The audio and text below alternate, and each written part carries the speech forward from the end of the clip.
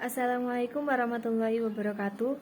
Perkenalkan, nama saya Marinda Sulistiani dengan NIM 222121049 dari kelas HKI 4B. Di sini saya akan memenuhi TTS mata kuliah Tafsir Quran. Saya akan membacakan surat Al-Mumtahanah ayat 8 sampai 9 dan saya akan menjelaskan sedikit tentang ayat tersebut dan saya akan memberikan renungan saya. Yang pertama ayat 8. A'udzubillahi minasyaitonirrajim. Bismillahirrahmanirrahim. La yanhaqumullahu 'anil ladzina lam yuqatilukum fid dini walam yukhrijukum min diyarikum an tabarruhum wa tuqsitu ilaihim. Innallaha yuhibbul muqsitin. Ayat 9. Innama yanhaqumullahu 'anil ladzina qatalukum fid dini wa akhrajukum min diyarikum wa zaharu ala ikhrajikum an tawallahum wa may yatawallahum fa'ulaika humuz zalimun. Penjelasan ayat tersebut menjelaskan bahwa Allah tidak melarang kita untuk berbuat baik dan adil kepada orang-orang yang tidak memerangi kita karena agama kita atau mengusir kita dari rumah-rumah kita. Artinya, kita diperintahkan untuk berlaku baik dan adil terhadap mereka.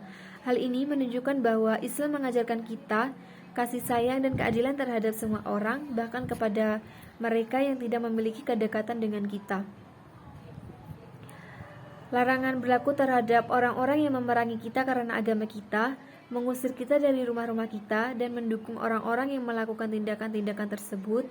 Dalam hal ini, kita dilarang untuk bersekutu atau berhubungan baik dengan mereka. Orang-orang yang melakukannya dianggap zalim karena mereka mendukung dan kezaliman terhadap orang-orang yang tidak bersalah. Renungan yang dapat saya ambil dari ayat-ayat tersebut adalah pentingnya memelihara perdamaian dan toleransi dalam hubungan antar umat beragam meskipun ada perbedaan keyakinan. Ini mengajarkan nilai-nilai kedamaian, pengertian, dan kesabaran dalam menghadapi perbedaan pendapat dan keyakinan. Yang kedua, saya akan membacakan surat Al-An'am ayat 82. A'udzubillahi minasyaitonirrajim. Bismillahirrahmanirrahim. Allazina amanu wa lam yalbisu imanahum bizulmi ulaika lahumul amnu wa hum muhtadun. Ayat ini mengacu pada orang-orang yang memiliki iman yang teguh kepada Allah Subhanahu wa taala dan ajarannya, tidak mencampur adukan iman dan kezaliman. Ini menggambarkan pentingnya mempertahankan integritas iman dengan tidak melakukan kezaliman. Kezaliman di sini bisa merujuk pada pelanggaran terhadap aturan Allah, penindasan terhadap orang lain, atau pelanggaran terhadap hak manusia. Dan mereka pun mendapatkan keimanan. Allah menjanjikan keamanan bagi orang-orang yang menjaga iman mereka dan tidak melakukan kezaliman. Keamanan ini tidak hanya dalam kehidupan dunia tetapi juga di akhirat. Selain keamanan, mereka juga diberikan petunjuk. Ini menegaskan bahwa Allah memberikan bimbingan kepada orang-orang yang menjaga iman dan tidak melakukan kezaliman. Renungan dari ayat ini adalah pentingnya menjalani hidup dengan memberikan petunjuk yang benar kepada orang lain dan berlaku adil dalam segala hal. Ayat ini mengingatkan kita untuk menjadi teladan yang baik bagi orang lain serta menjalankan tugas kita dengan keadilan dan kebenaran. Yang ketiga, saya akan membacakan surat Al-Hajj ayat 37. A'udzubillahi minasyaitonirrajim. Bismillahirrahmanirrahim. La yanalallahu luhumuha wala dima'uha walakin yanaluhut taqwa minkum. Kadzalika sakhkharaha lakum litukabbirullaha ala ma hadakum wa basyiril muhsinin. Ayat ini mengacu pada hukum-hukum dalam Islam terkait dengan hewan-hewan yang dipersembahkan sebagai kurban selama ibadah haji atau umroh. Allah menegaskan bahwa hewan-hewan kurban tersebut memiliki peraturan khusus yang harus diikuti, termasuk larangan untuk menangkap hewan-hewan tersebut selama seseorang berada dalam keadaan ihram, kecuali dalam keadaan darurat. Ayat ini juga mengandung pesan yang lebih mendalam tentang makna pengorbanan dalam agama Islam. Pengorbanan hewan-hewan kurban dalam ibadah haji merupakan simbol dari ketaatan dan kesediaan umat Islam untuk mengorbankan sebagian harta dari mereka untuk kepentingan Allah Subhanahu wa taala. Ini menggambarkan konsep takwa yang merupakan ketakutan yang mendalam dan kesadaran yang akan Allah serta kepatuhan tulus kepadanya. Ayat ini juga menyoroti tentang pentingnya ridho Allah. Ketika seseorang melakukan ibadah dengan tulus dan sesuai dengan tuntunannya, Allah akan menerima pengorbanan tersebut dan akan memberikan alasan yang berkenan di sisinya. Renungan ayat ini mengajarkan umat Islam tentang pentingnya pengabdian yang tulus dan pengorbanan yang ikhlas dalam menjalani kehidupan yang sesuai dengan ajaran agama Islam.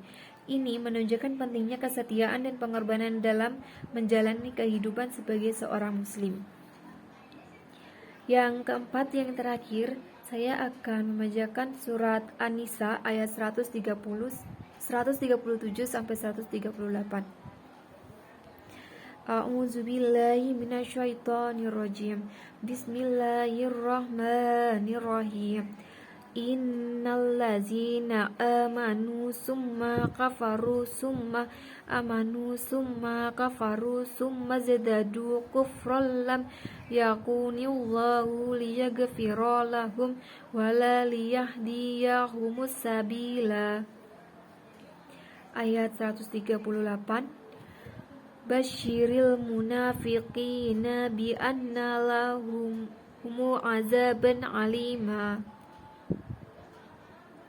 Surat ini menyatakan bahwa orang-orang munafik akan terdapat di lapisan bawah masyarakat, yakni di bagian terendah dari neraka. Mereka diberikan tempat yang paling buruk, menunjukkan tingkat kebencian dan siksaan bagi mereka yang berpura-pura beriman tetapi sebenarnya tidak.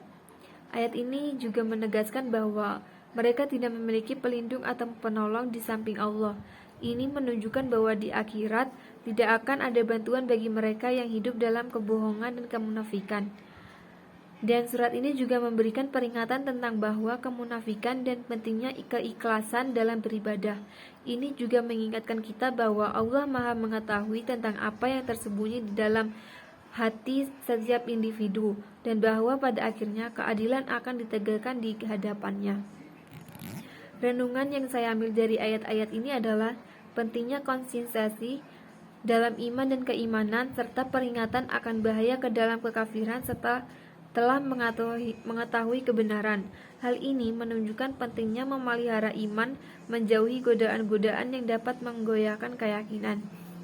Sekian TTS yang saya sampaikan. Apabila ada salah kata, salah ucap yang saya sampaikan tadi, saya mohon maaf yang sebesar-besarnya. Wassalamualaikum warahmatullahi wabarakatuh.